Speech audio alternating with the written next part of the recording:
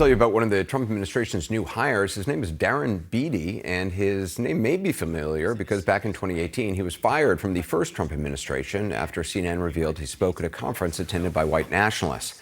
Beattie has also made a series of racially charged comments, writing in one tweet last year, quote, "Competent white men must be in charge if you want things to work." Darren Beattie. Now, he's been appointed to serve as the acting undersecretary for public diplomacy and public affairs. Neither Beattie nor the State Department immediately provided comment. State Department did not say whether the administration intends to nominate Beattie for the position beyond the acting role. Joining us now, CNN political commentators Van Jones and Alyssa Farr-Griffin, also GOP media consultant and strategist Brad Todd. Alyssa, does it make sense that they hired this guy? Or rehired him? I think it underscores how different Trump 2.0 in the second term will be than the first. And what I mean by that is I think that there are many Americans who voted for Trump this time because they wanted what they got the 4 years he was in office before. But this is already gearing up to be a very different administration. And somebody who was considered persona non grata and was fired in 2018 when these things came to light is now in an acting undersecretary role, a position that was previously held, I would note, by two qualified women in the first Trump term. And of course, he'll be serving under a Cuban-American Secretary of State, despite his comments about white men being in charge.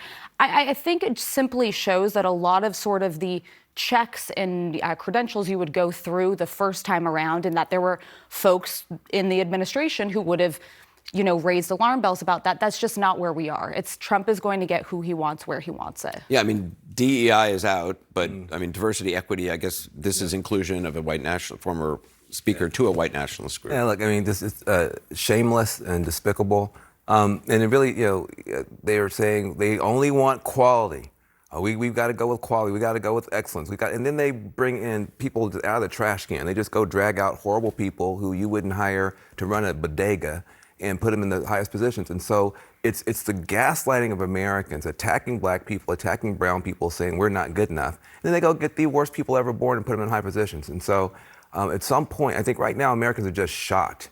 People say, where are the protests? I think people are literally just shocked and can't believe it and having a hard time processing it. But at some point, you piss off enough people, you fire enough people, you pull the rug out from enough people, you shut down enough programs, and you start building up a big bank of people who are pissed off. And that is going to come. Brad, I mean, does it make sense to you they would rehire this guy if they fired him the first time?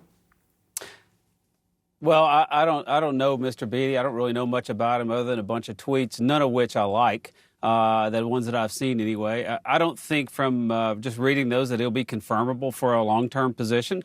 And I think his appointment, or at least it coming to light, is overshadowing what's a pretty big week for Marco Rubio as he makes his first trip to Central America and is really having a great deal of success. He had a great success in Panama. Now he's moved on to the Triangle countries. And Donald Trump, his tariff threat that everyone freaked out about just 24 hours ago, seemingly has brought Mexico and Canada to the table to achieve his foreign policy goals. So it's unfortunate there's this distraction today. What do you think the big achievement on Canada was here? Well, I think, tariffs are useful, especially in the short term, to pull people into a longer term negotiating partner. Now, the Canadians have. Are you just saying it's a negotiating tactic here?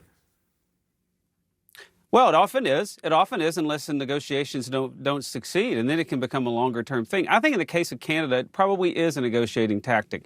In the case of Mexico, we have to get their attention. We cannot do what we have to do on immigration without full cooperation and effort by the government of Mexico.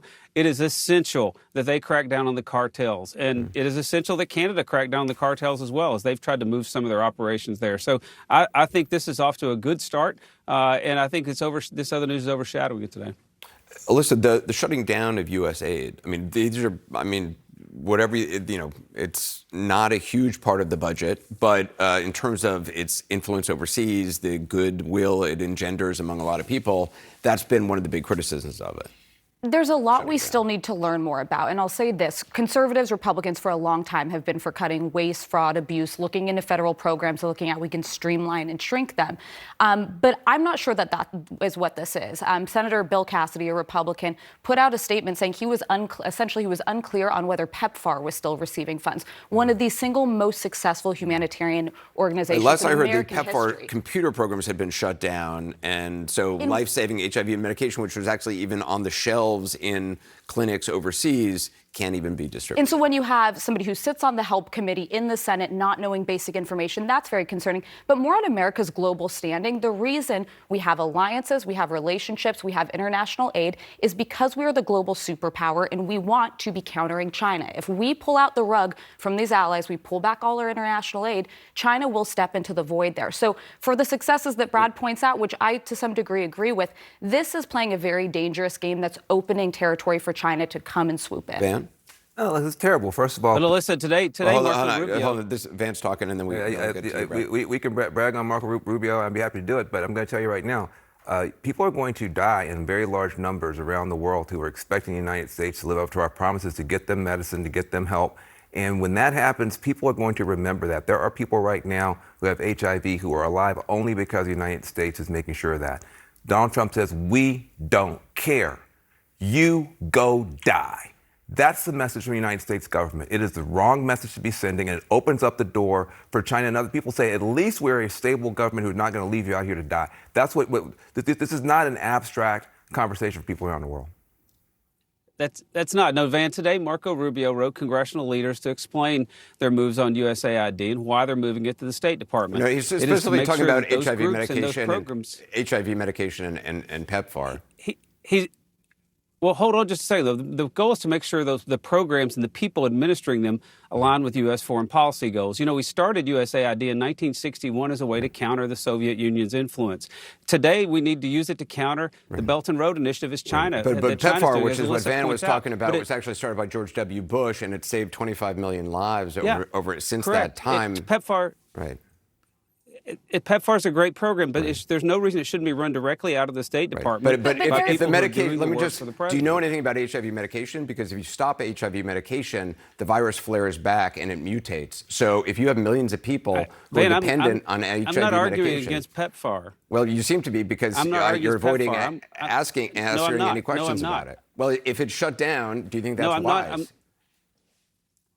No, of course it's not wise. I'm not arguing against PEPFAR. I'm arguing that you can administer that out of the State Department, and we can make sure that all those programs align with our foreign policy goals. That's the objective here. But I think the concern, by the way, is when senior senators can't get basic answers on is PEPFAR still funded, what is getting out to where we've made commitments, and folding it to state, I don't think is a major issue that people have. It's more what is actually where's funding being stopped, where are we not living up to our Right, commitments. if the whole thing is let's hold everything for 90 days, let's reorganize, and who knows how long 90 Yeah. days morphs into.